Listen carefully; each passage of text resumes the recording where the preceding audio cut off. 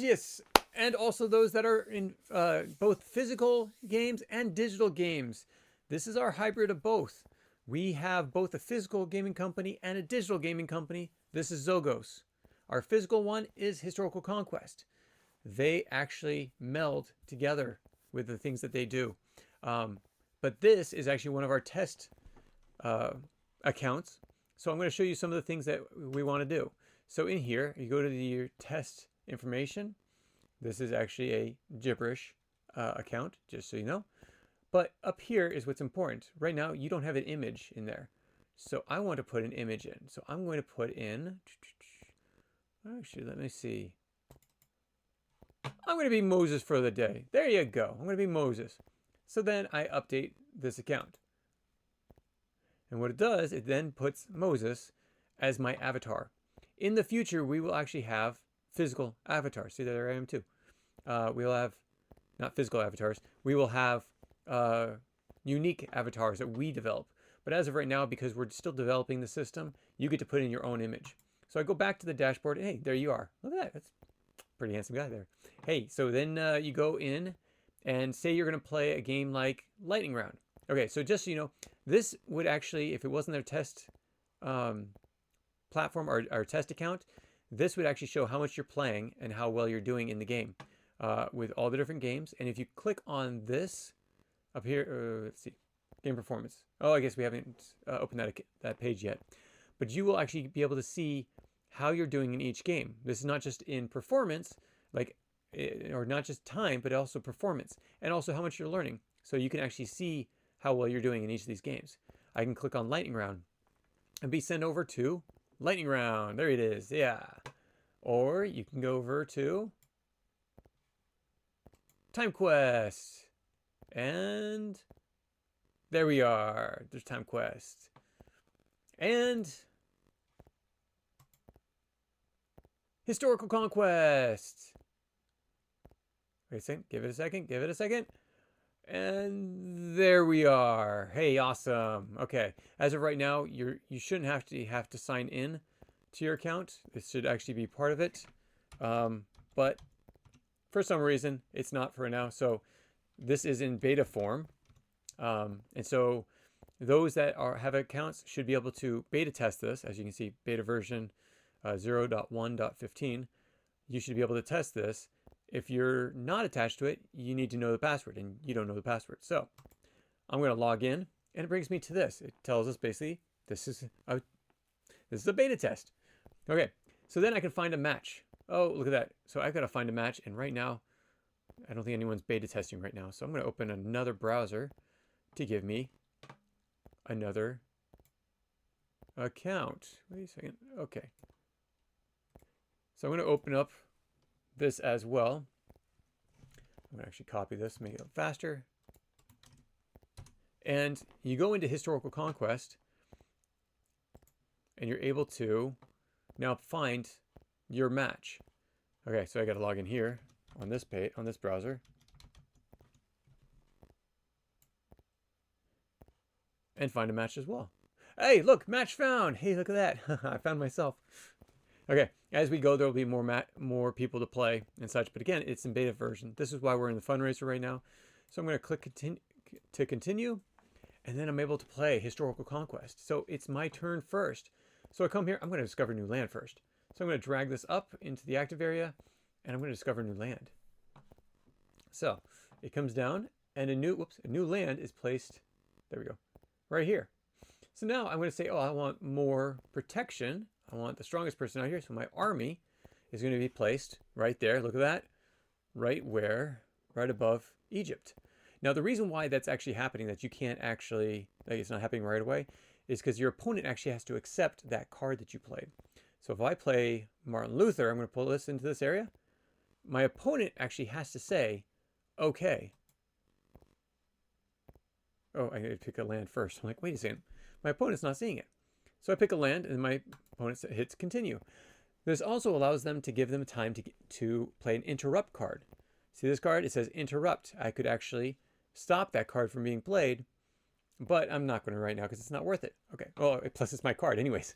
So I'm going to be done with my turn. As you know, this is civilization building round.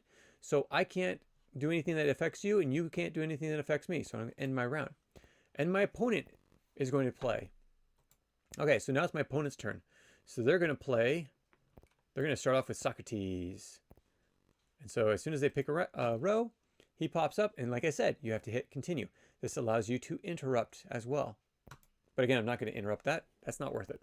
Then I'm going to play something like, oh, look at this. He's going to play an explorer. So I get to say, yes, I want to do that, or I want to interrupt. Again, not worth interrupting. So he's going to play, and look, he gets a new land. And you can see everything he's doing up here. It's like we're playing on a table. Wow, look at that.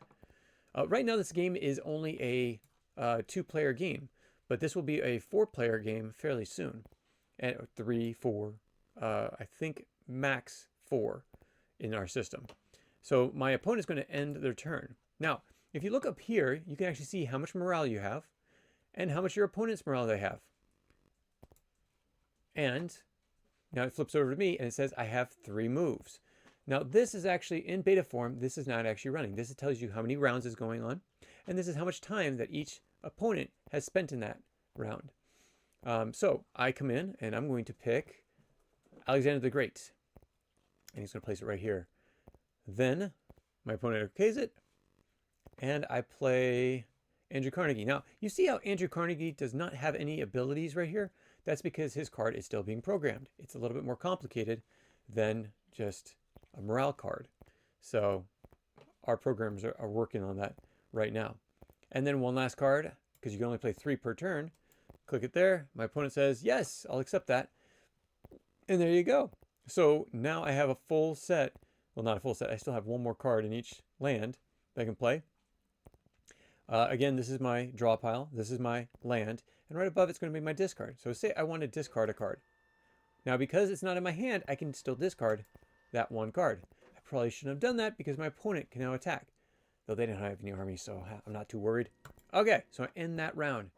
And I get more cards. I get 2 more armies. Check that out. I think I might just win this round. So then it becomes my opponent's turn. Okay, my opponent's turn. So they're going to play. Can't play that, can't play that. They can't play that one. Oh, here we go. We're going to play Lewis Latimer and hit continue. So he gets more morale. Now, in the beta form, you only have to be at 500. When we're past beta form, it's going to be all the same rules. Another rule that's changed is you don't have to attack continent to continent. This one you can attack any country from where you're at. Actually, a lot of people like this, so this will actually be an option when you're playing. Okay, so next he's going to play James Madison. And he's going to play 1 of his lands. And he's going to continue. Okay, so he's going to end his turn. And he's going to get new cards. And he's going to accept those cards. And now it's my turn again. Okay, so I'm going to play the Persian Immortals. I'm going to play that in this land. Now, as you can see, he's got to accept it. As you can see, I have too many people in that land. I don't have anyone that I really want to play. So what I'm going to do is I'm going to play an interrupt instead. So I am going to get rid of 1 of his cards. I'm going to get rid of this one. Oh, and select. So then my opponent has to okay that I did this, that I played Central Intelligence. I hit okay, and he lost his card. Well, because he lost his card, I'm going to now attack. So attack phase. As I said, you only have to be at 500 morale for the beta form. It will be back up to 800. So I'm going to attack from this land to the... Oh, nope, should have been that land. Darn it. Next time. Okay, so my opponent accepts he doesn't have an interrupt card to play. So 5,460 to 540. Guess who's going to win? Yes, that's right. I'm going to win. So they just lost a person, or they will lose a person. 1 second. Yeah, discard Socrates because he doesn't do much. Then I'm going to attack again. Okay, now I'm going to attack this one, which is what I should have attacked the first time. So my opponent accepts that challenge, and wow, that is quite the difference. Okay, so my opponent lost, and I'm going to finish up the round. Look at that, I just collected Thailand. Now, no European can be put in there. I can move Carnegie over. Can't move him, can't move him, can't move him. That's basically it. I can move into that. That's a little scary. Thailand the ability in there basically says that no European character or army can take over that land because it's never been conquered by a European country. Continue. And I get my new cards. And now it's my opponent's turn. So now he's going to play, wait a second, he's going to get a little smarter. So he's going to play an army and put in that land. Okay, it's going to make it a little harder for me. So then he's going to play, oh, look at that, he got an explorer. So he's going to discover new land. I'm going to okay it. And he's going to find, now he found Egypt. Okay, that's actually a great one for attacking. Okay, now he's going to play Florence Nightingale, which brings back someone from the discard pile. And she's going to be played here. And then I get to bring someone back who's going to give me the most morale. Socrates is. And I'm going to play some. Wait. You have to accept it. And now Socrates gets to be put into a land. Man, I thought I could take that land. Playing against myself. And I'm not losing, but I'm not being as much. So I can't play any more cards. I can't attack because there's nothing I can really... Oh, I can't attack. Oh, I'm going to take Thailand. Okay, attack card. So I guess my opponent's going to attack me. So they have attacked. And I don't have any interrupt cards that could actually be played to... Oh, I do. Let me pay an interrupt. It's not letting me. Okay, fine. Okay. Finish battle. I should have interrupted before. Finish battle. And he just took my land. Darn it. If I played the interrupt when I was supposed to, this wouldn't have happened. So now he's moving. Oh, he can't move anymore. He has two. He actually has two people he can put into Thailand. So he has the army being well defended. And ending turn. Okay, so he grabs his cards, and now it's my turn again. So what am I going to do? I am going to attack that. I'm going to get rid of his army. Now, I can't play an army card because I have full army cards. I'm going to get myself some morale. Put that in here. He's going to accept it. I get 200 more morale. Then I'm going to play Ramses. Put him in the land that I'm going to attack from. And now it's even stronger. And I'm going to play Florence Nightingale. I have to pick the which row. And she's going to bring back somebody. And he gives me 400 morale. Here's a problem. Now, how does this get solved? Okay, so continue. Where does Luther go? Select the row. I have too many people in that row. Select a row. I have too many people there. Oh, no. I just wasted my card. The problem is I think this is a glitch because I can't place him anywhere. Yikes. I will have to report this glitch. Again, we're in beta form. We've actually never had this issue. I can't put someone that I just brought back from my discard pile into that land. I'm going to have to fix that. And because of that, the game's over with because I'm stuck. We don't have a resolution for this. Anyway, so that is Historical Conquest. I hope you enjoyed it, and I hope you enjoy our dashboard. It's very simple right now, but in the near future, we're going to be actually adding more. So if you look at some of our videos, you're going to see what it's going to become. We actually have a portal video that shows you, it goes from this dashboard to an interactive dashboard, and where everything is interactive, and you actually have your own quote-unquote layer. So it's super cool. We're hoping to get this on soon. But our next task for this dashboard is actually this part right here. It's your coins available. This is what you earn from gameplay, from academic achievement, and also doing things that are active off the screens, including volunteering or being active or being social. These actually get you coins on the screen by getting off the screen. It's quite a cool concept. Yes, I am a little biased. Anyways, so I hope you enjoy this little viewing of our dashboard. This is up and running right now, so you can actually play these games. You can have the simplified dashboard, and so much more is coming. But as I said, so much more is coming, so I'm excited to show you that. Thanks so much for joining me, and we'll catch you next time. Take care.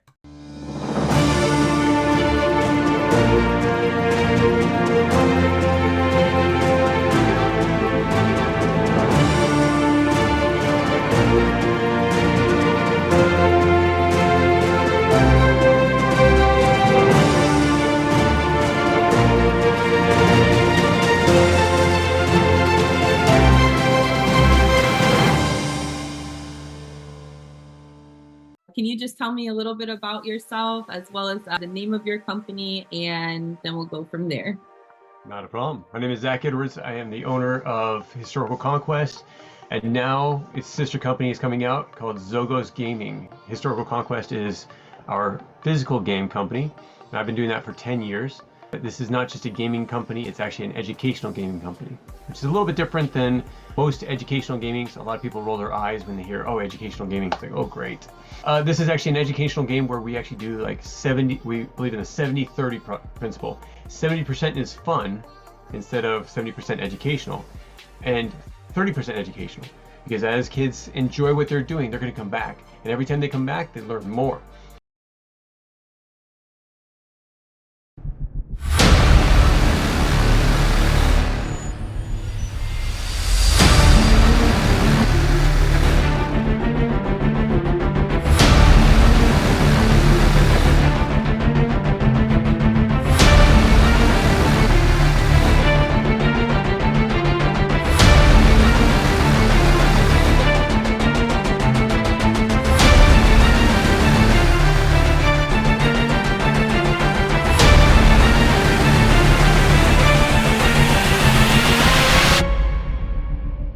So I've actually been, like I said, I was in educational gaming for the last 10 years, game design and such for the last like 20 years.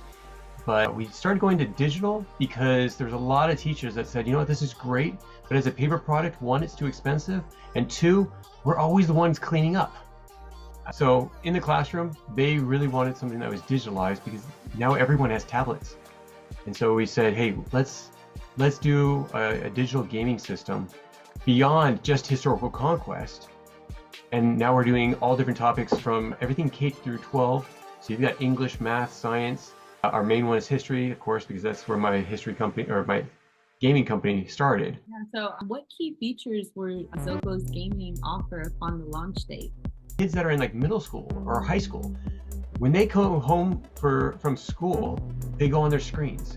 They're either watching videos or they're playing games. So Zogos, what's really interesting about this one is that we went straight to the source to find out what they wanted, what kids wanted. They wanted two things. One, they wanted games that were fun. And that's really important because they will play educational games. They love educational games if they're fun. And that's a big stipulation because a lot of them, they'll play them a few times and then they're done because there's so much education and so little of the focus on fun and imagery, special effects, those type of things. And that's, as adults, we basically have done that to them. We've shown them all these great things, and then all of a sudden we set you in a classroom for 6 hours in a day or 8 hours in a day, and they start drawing and sleeping. And anyways, it's like, but with Zogos, again, we went to the source, and they said they wanted two things. One, games, and then they also said, well, what would be great is we want to see what we get out of this. So they go to a math class, English class, science class. They're like, okay, so what are we getting out of this? Are we ever going to use this? So we said, okay, so what you're looking for is you want to be able to see the results. And they said, yeah, we want to see results. It's like, what if it was an incentive? And like, ooh, yes, that's what we could do. What kind of incentive? So I said, what if we had a coin system? It's like, well, that's great. Is it just points? No. What if you could use them in the apps? I don't know if you know of these other systems. There's like Roblox. My kids love playing Roblox. They'll play it and they'll spend $100 in there. The problem is, as a parent, I don't want that to happen because one, they're playing games that have no benefit to them, Yeah. but also, I don't think I was allowed to spend $100 as a kid. well, we won't either, but they would. So we actually got to the point where we're like, you know what? No, wait a second. We're not going to spend this money on there. And so they can play the games and things are fine there.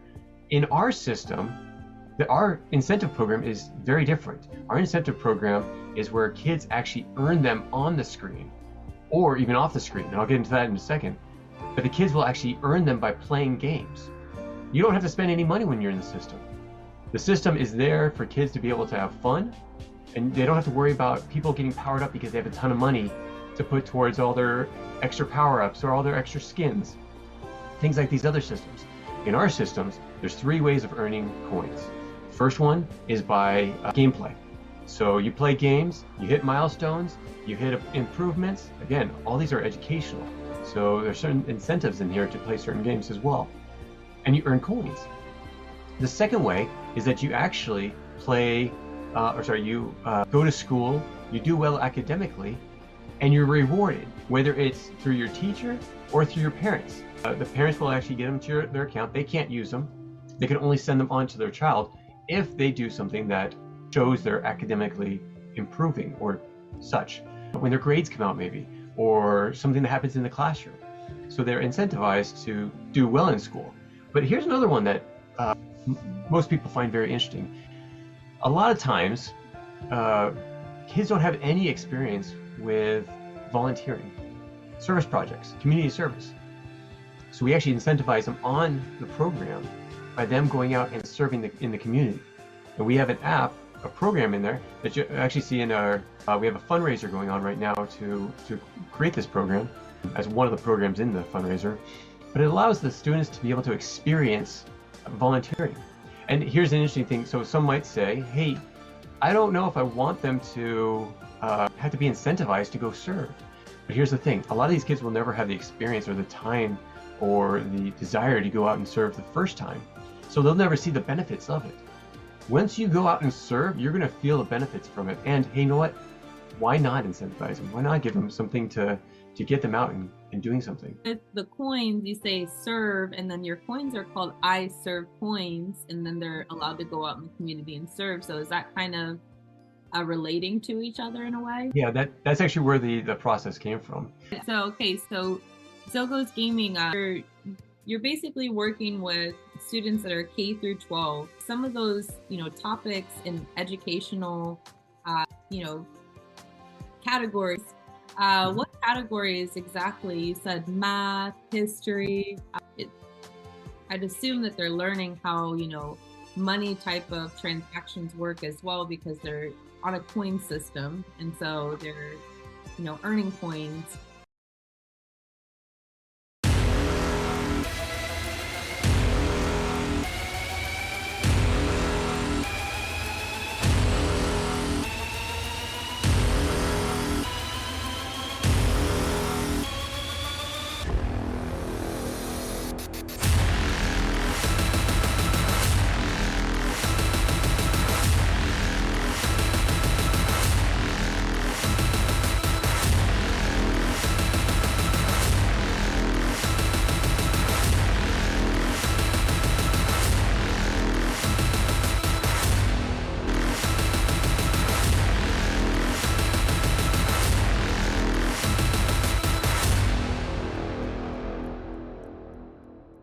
As they're playing games and completing conquests.